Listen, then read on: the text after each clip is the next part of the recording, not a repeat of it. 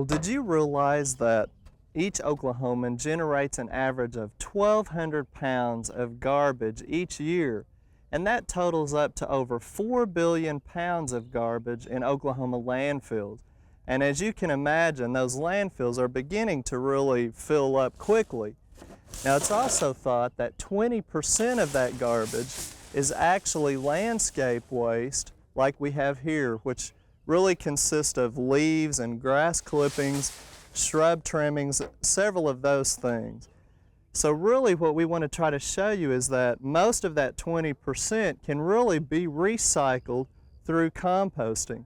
And you know, last year we initiated our composting demonstration, and we've received several composters since that time. But just as a reminder, we showed you how to put in all the appropriate ingredients in the composting piles. But what we found out is that we did a little bit at each time to show you that it took almost over 4 to 5 months and we still didn't have any finished product. So really, what was the problem with last year's composting, especially if we used all the right things? Well, let me remind you of some of the things that did go wrong for us. First of all, what happened was we found out that putting a little bit in at a time generates heat, but not quite enough to really compost it. Plus, as our activator, we put in our heavy clay soils here in Stillwater, and we found as the moisture built up, that clay, instead of distributing throughout the compost pile, actually balled up on us and really became hard and wet, and it really didn't distribute like we should have. And then we ended up getting too much moisture, so we had several problems. But let's talk again today about the real reason of composting and what we need to do it successfully. Don't forget that you need to have, obviously, your organic matter, several of the things that we've mentioned, plus you need oxygen and moisture, and you need your activator, which is your microorganisms, and there are several ways to introduce it. So let's talk now about some guidelines and successes to ensure that you can compost. And before we get started, you need to remember that you have to try to decide, do you want to compost quickly, real fast, which would be considered hot composting, or do you want to do it cold or slow? And a lot of times that's the lazy person's way of composting. And so we're going to show you how to do it successfully and quickly. Now, first of all, we need to try to decide what kind of a kit or composter we're going to come up with. Now, we've got several kits that are enclosed, and this one, obviously, we don't have to worry about covering the pile because it's taken care of. But if we're using some of the open-topped composters, some of the ones that we've made ourselves or some of the kits, what we're finding is if you'll cover it with like a black plastic, you can actually control the moisture a little bit better, and it will hold in the heat somewhat better too. Now, you don't have to cover the pile, but what happens is you can actually speed the process up. And again, you want to use black plastic, because if you use the white plastic or the clear plastic, you might get it too hot and actually kill some of your microorganisms that are doing the good work. So in the one that we're going to demonstrate on, that's problem's already taken care of. Now, we told you that oxygen is important, and so how do you get oxygen? Well, the big way is through ventilation. So on this container on the side here, on each side and on the back, we've got some ventilation holes to let the oxygen get in there. Plus, this particular one has a solid door or a wire frame that we can interchange depending on if we need to let it dry out or get more oxygen. So don't forget that you want to have some ventilation or oxygen, or you'll slow the process down once again. Now, as far as ingredients, really there's more things that you can put in versus things that you can, and the sky's the limit. Really, you can use your imagination. But let me caution you on a few things that you want to try to avoid. Obviously, you want to avoid putting anything in that might contaminate with noxious weeds, like, say, hay or grass clippings that might have some weeds in them. Because if you don't get the compost pile hot enough, you may recontaminate your garden or whatever you're going to use that compost for. The other thing that you want to remember is herbicide-treated grass clippings. We found that using post-emergence herbicides, where the herbicide's been applied on the foliage, it's best to wait till after the second or third mowing following the application to ensure safety, and then you can use those clippings in the compost pile. Otherwise, you want to avoid putting those in. And pre-emergence herbicides that are usually in the soil, there's not nearly as much risk on those. But also remember that if you're keeping a well-maintained lawn, you shouldn't have to rely on herbicides to start with. The other thing that you might want to avoid is any meat scraps or fatty products. Now in some of these where you can actually keep animals and wild pets or varmints away, it's not as much of a problem, but it can also attract more flies. It also increases the smell of the compost, and it may even attract ants. So one person had told me that what they do with the meat scraps and fatty products, they let it dry out and then they grind it up and then they put it in, and that's a good way to do it. But just putting meat scraps in initially, you could really cause some problems. And then lastly would be any human or pet manure, because there's a lot of organisms that could be harmful, such as worms, etc. So you'd want to avoid putting those in the compost pile.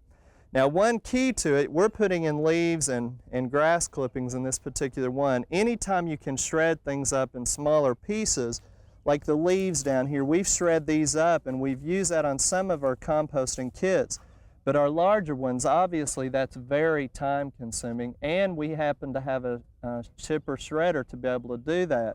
But in this particular one, we're going to leave the leaves whole. But if you go with pieces of wood and larger particles, you really need to chip it and shred it. Again, it's not mandatory, but we'll be able to compost it much quicker. So shredding things up into smaller pieces is really a good way to go too. And what I really want to talk about now is something that most of us really don't put a lot of time in, and that is the appropriate mixture with a carbon-nitrogen ratio. The way to remember that is anything that's green, like our grass clippings here, that's going to have nitrogen in it, and particularly grass clippings have about a 25-to-1 carbon-nitrogen ratio. Now, the best way to remember carbon is through things that are brown, like the leaves over here. Again, this product is carbon and it's brown, and oak leaves as a general rule has a ratio of about 50-to-1. Well, to get the optimum mixture in the compost pile, we want to have about a 25-to-1 ratio.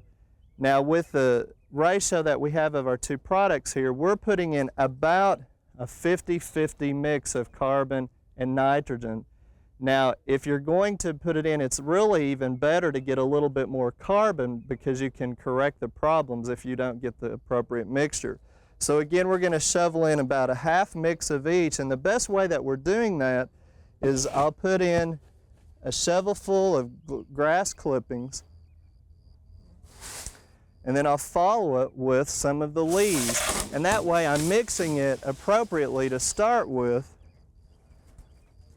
and that just aids in making the process a little bit quicker. Now the other thing that is needed, we've talked about oxygen and the right mixture, is an activator. Now last year we used the clay soil to be the activator, and what that is trying to incorporate microorganisms or bacteria that will actually feed and decompose the compost. Now we had problems with the activator. If you have a real good light soil or a sandy loam soil that's not too heavy, it would still work. Or if you've composted before, you can save some of your compost and put back in as an activator to incorporate those organisms. But let me show you a product here that we're trying as an experiment that is sold as a product, as a compost activator concentrate. And let me read to you what's in here. It contains naturally occurring soil and compost activating bacteria, a pH buffer, and a hydrolytic enzyme complex. And really what we've got is just dried out bacteria that when we get mixed in here, it's going to start growing and feeding and breaking down and helping us. So we're actually going to try some of these new products, and my goodness, there are a lot of them out on the market. And what we're doing, according to directions, we're adding a half a cup, and we'll just mix that in here, and you can, let me get it measured out. You can see what the product looks like. And then we've got a little bit mixed in here, so we're going to go ahead and pour that in. And again, the recommendation is a half a cup to a drum of the activator. Now you'll need to figure out how much material you've got to make sure you get the right mixture, but we're putting it in here and we're spreading it evenly, and then we'll continue to fill up our mixture. Now, another key to the success of fast composting is try to accumulate enough product to fill up this entire container at one time. If you put a little bit at a time, it's going to take you longer to compost. We've got enough saved up, we're going to fill it up and leave just enough space to be able to turn the composter. Now, we've added the activator in our organic matter. The next thing is moisture. We have enough moisture in our grass clippings that we're not going to put any extra water in there now. As it begins to dry out a little bit, we will have to put some water in it. So we're going to fill them up, have our moisture activator and our organic matter, and the next thing that's important is to turn it. Now, that's what's so nice about some of these kits, and I'm not going to turn it completely, but I just want to show you that this one has a turning crank on it to make it actually easier to turn the compost. Now, to successfully compost, you need to turn them every 3 to 7 days. Let me show you another tool here that is a compost turning tool. For the ones that you can't roll along the ground or have their automatic turning, you can actually stick this in the compost straight down. As you pull it up, the little wings fold out. You grab a hold and you're mixing it that way as you pull it up in the compost pile. So that makes it a little bit easier. And really what we're talking about is if you follow all these practices, you should be able to get compost quickly.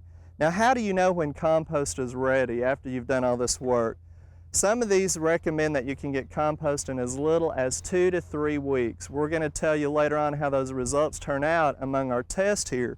But the temperature needs to be around 130 to 170 degrees, and we've got a compost thermometer here that's longer so we can stick it down in there. Now, each time we turn it, the heat will go up and we'll get a lot hotter temperatures, and that way we can ensure that it will break down the compost and we're going to be able to sterilize the things that are in there.